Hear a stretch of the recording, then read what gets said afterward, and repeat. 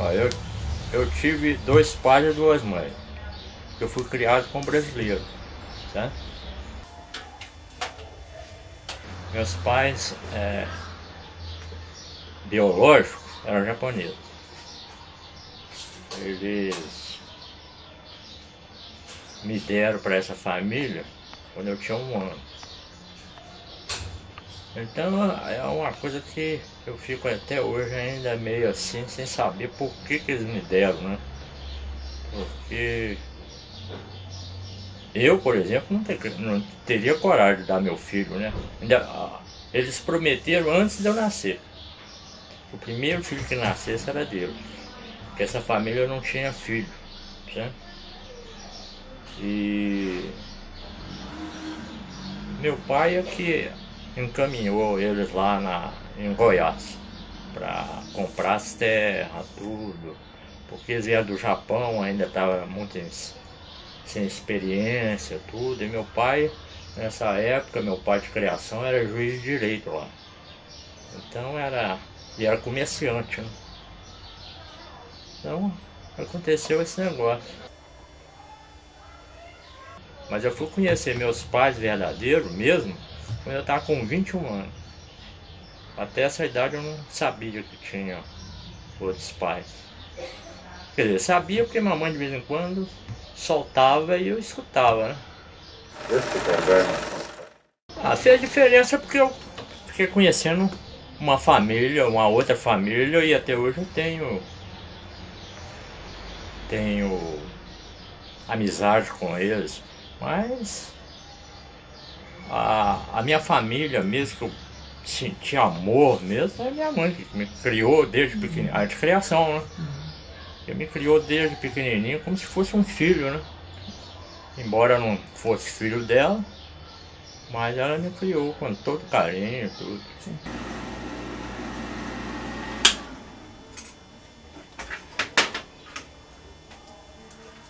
Não, isso aí foi o seguinte. Na época que eu queria trabalhar, aí uns parentes da minha mãe de criação falaram, não, vou ver se arranjo um emprego para você. E aí eu comecei a trabalhar nesse serviço de cinema. Foi o primeiro emprego que eu comecei a trabalhar e fiquei o resto da vida lá trabalhando. Trabalhei 20 anos nessa firma, na Cinevox, não sei se você já ouviu falar na Cinevox. Tá. Pois é, foi a única firma que eu trabalhei, até ela acabar. A profissão de cinema, eu comecei exercendo a profissão de cinema, não foi porque gostava não, é porque foi aquele serviço que apareceu para me fazer, né? E essa firma que eu trabalhei, ela vendia aparelhos de cinema, era uma casa comercial, né? E consertava. Mas eu comecei a trabalhar como vendedor na firma, no balcão. Depois eu comecei a trabalhar como técnico. A máquina estragava, eu tinha que ajudar a consertar, e aí fui aprendendo. Porque não existe uma escola para ensinar como é que conserta um aparelho de cinema, né? Então eu fui aprendendo quase eu mesmo consertando. Não tive professor, não tive nada. Eu acho que é uma distração. Naquela época a distração melhor era o cinema. Não existia outra coisa. Teatro, né, não era tão popular como é agora, não. Era só o cinema.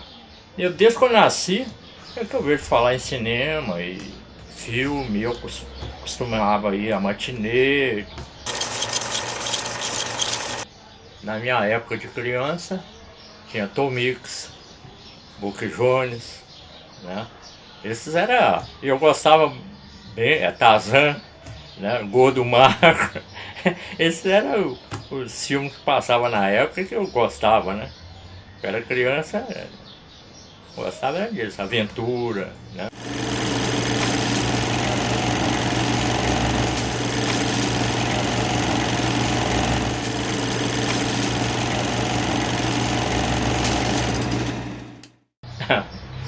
Eu gostava mais, era assim, de faroeste. Faroeste sempre eu gostei muito de faroeste. Porque na época os filmes mais comuns era esse, né? Era faroeste.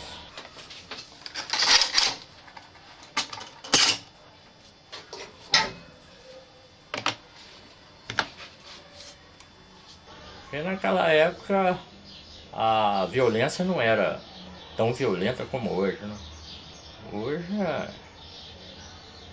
a violência começa aqui dentro da cidade, no vizinho, tudo é muita violência. Naquela época a gente andava tranquilo. Quando eu vim para Belo Horizonte eu estava com 12 anos. A gente andava aqui até qualquer hora na rua, não tinha sem preocupação nenhuma, né? Hoje você não anda mais. Anda preocupado, né?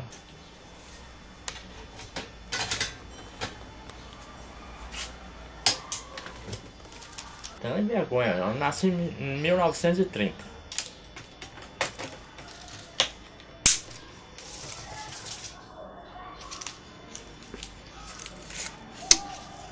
Ah, nessa ideia desse filme eu não queria não. Eu não tenho vontade de ser artista de cinema, não. Eu gosto mais é de trabalhar. Esse cinema, por exemplo, me tomou... Foi minha vida, né? Eu comecei a trabalhar com cinema desde... o ano não tem muita cinema, mas... tem uns 30 anos que eu mexo com cinema. Quer dizer, na época era muito bom, mas hoje acabou o cinema, né?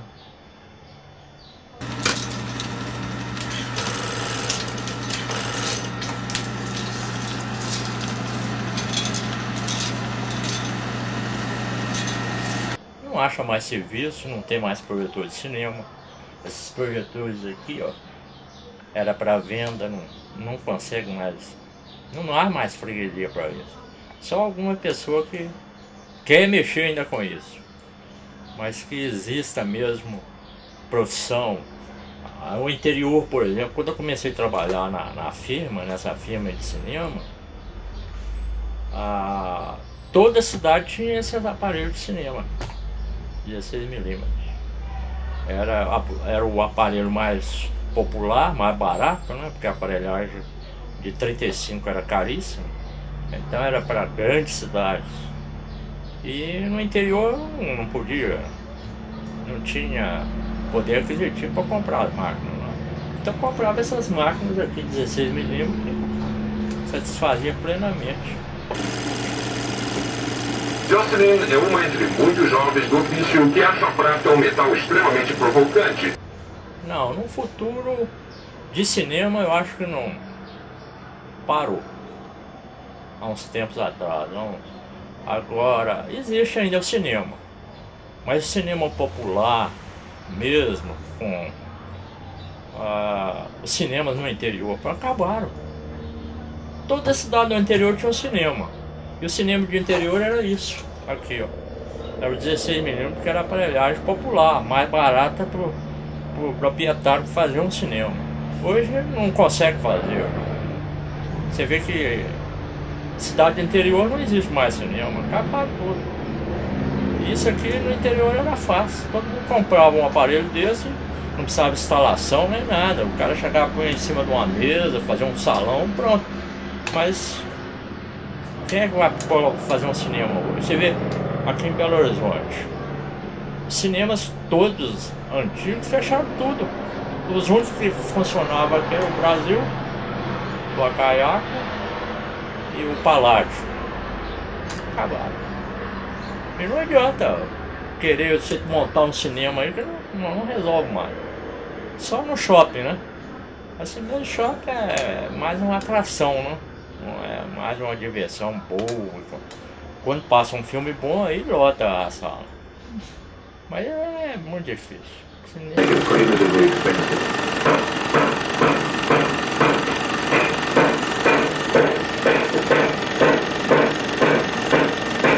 Inclusive, sabe quem eram os proprietários? A maior parte dos proprietários de cinema do interior eram os padres. Tinha paróquia, ele mesmo montava o cineminha dele lá, né? Hoje não existe nenhuma paróquia que mexe com o cinema, por quê? Porque não tem mais. Filme não acho, né? Os filmes hoje são muito violentos, filme pornográfico, essas coisas. Não tem, os pais não vão mexer com isso, né? A marca de autenticidade gravada foi introduzida no ano de 1300 pela venerável Companhia dos Ourives para garantir a qualidade da... Hoje, o senhor quer um filme de cinema, desses aparelhos 16mm, não acha, em lugar nenhum. Nem para alugar aqui em Belo Horizonte, não aluga mais filme 16mm. A prata britânica manteve seu padrão exato, para a inveja de muitos outros países cuja prata não possui garantia semelhante. Não ganhei dinheiro não, sabe? Porque eu trabalhava na Cinevox, eu toda a vida trabalhei de empregado. Naquela época eu ganhava salário. Salário naquela época que valia? Não valia nada. Mas valia mais dinheiro, porque o dinheiro tinha mais valor, né? Mas não ganhei dinheiro. Não fiquei rico nem nada não. Nos últimos 10 anos, a Grã-Bretanha testemunhou uma renascença em matéria de criatividade em prata. Agora eu fico aqui ainda trabalhando aqui porque existe alguém ainda que tem um aparelhinho de cinema, que gosta de relembrar, às vezes filmou um filme de uma vida dele lá, dos filhos, igual eu tenho o filme dos meus meninos pequenininho, né? Tudo pequenininho. Hoje já tem uma casada, já tem um menino trabalhando, aí já vai formar, tem uma menina também que vai formar também. Então são tudo pequenininhos. Então isso ainda tem aquelas pessoas que gostam, mas sabe o que eu fiz? Passei para vídeo, é muito mais fácil. Muito mais fácil. Você pega, vai passar um projetor de cinema. Você tem que pôr o projetor lá em cima da mesa. Tem que escolher um lugar para passar na parede. Às vezes as paredes são hoje tudo coloridas, cheias de quadro. Não dá jeito. A sala não tem espaço, cheio de quadro. Agora você no vídeo é muito mais fácil. Você enfiou ali o filme, você vê qualquer hora, não precisa de aparelhar, não precisa de nada.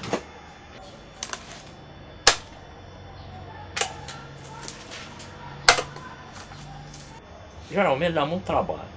E ninguém, às vezes, não tem... Hoje a pessoa está sempre correndo. Se vê uma pessoa na sua casa fazer uma visita, é correndo. Eles não ficam ali 1 hora, 2 horas, igual ficava, conversando, batendo um papo, né? Hoje todo mundo é... eu passei aqui só para te ver e tal. Pronto. Agora, para passar um cinema, por exemplo, num aparelho desse, você tem que pôr ele em cima de uma mesa, escolher um lugar, tudo, uma parede branca para passar. Tem que pegar o filme, tem que ficar olhando qual é o filme que você vai passar lá. É complicado. E o vídeo é a coisa mais fácil, só clicou o botãozinho ali, põe o filme, acabou.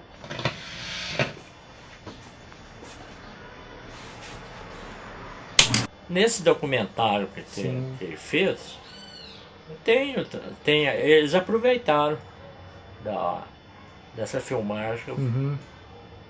Eu também cheguei a filmar, né? Mas nunca fui profissional não. Filmava aí, às vezes eu pedia lá um filme, me vende esse filme aqui, se eu me empresta a filmadora, na casa mesmo lá, né? E aí filmava.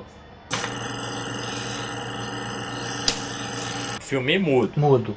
Porque sonoro, na época, não tinha filmadora sonora. O que interessa pra mim mesmo é só a imagem, né? A lembrança meus meninos pequenos.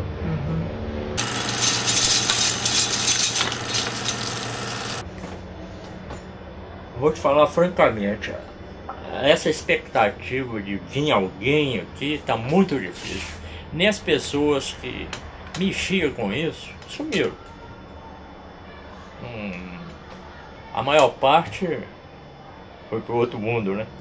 Então ninguém mexe mesmo com isso. E os novos, ninguém quer mexer com cinema não, senhor. Ninguém quer mexer com cinema não.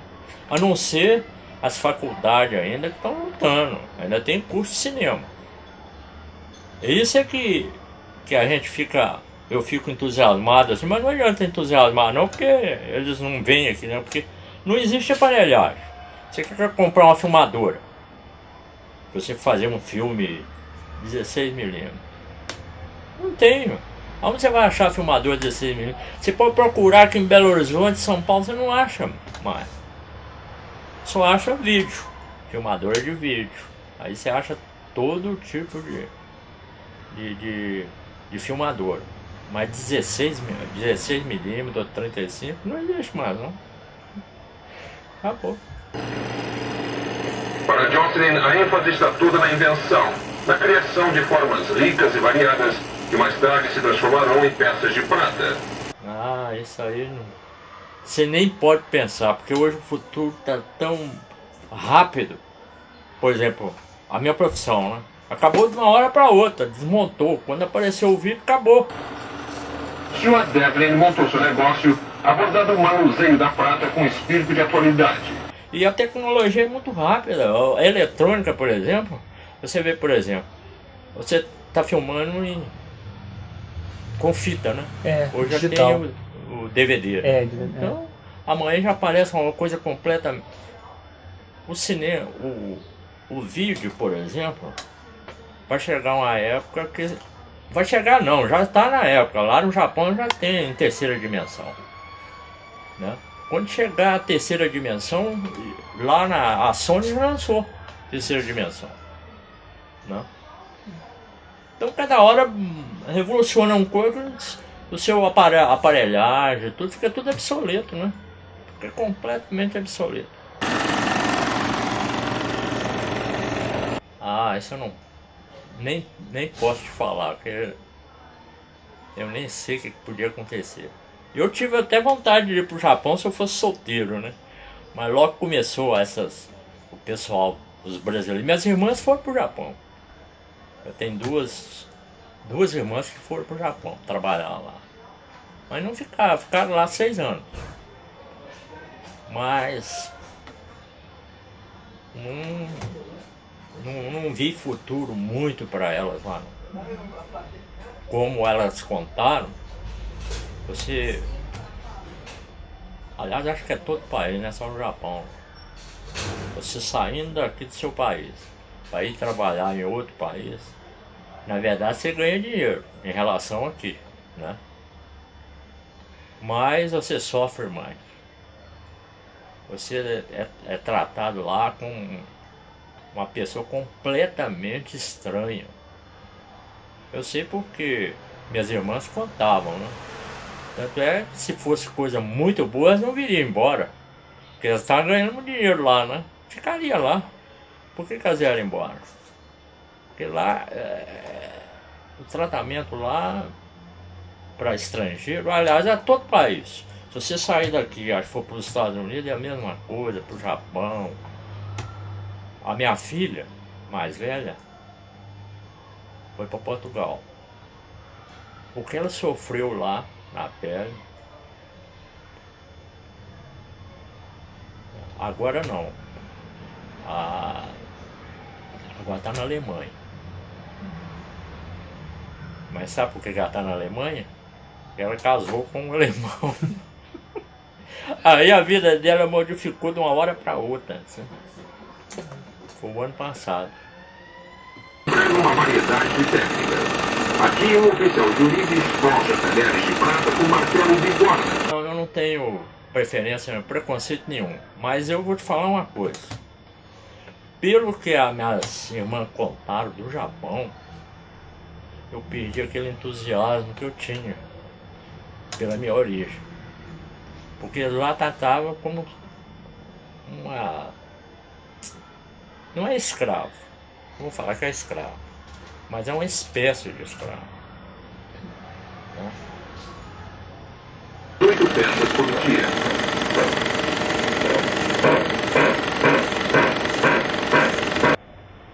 Se tivesse visto lá, eu pego. Se tivesse visto lá no céu de cinema, eu pego. Porque é a única profissão que eu estou até hoje é nisso. Desde quando eu comecei a trabalhar, não estou falando no Brasil, desde que eu comecei a trabalhar, foi mexendo com cinema. Você chegar lá e falar assim, mas se for essa tecnologia que eu sei, porque às vezes pode ser lá no céu, tá muito mais adiantado, então eu não quero nem mexer no cinema.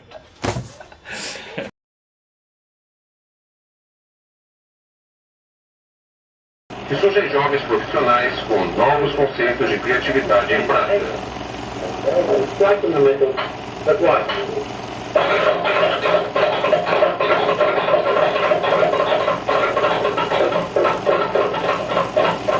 Essas escolas mantêm um equilíbrio sadio entre prática comercial e teoria de escola de arte.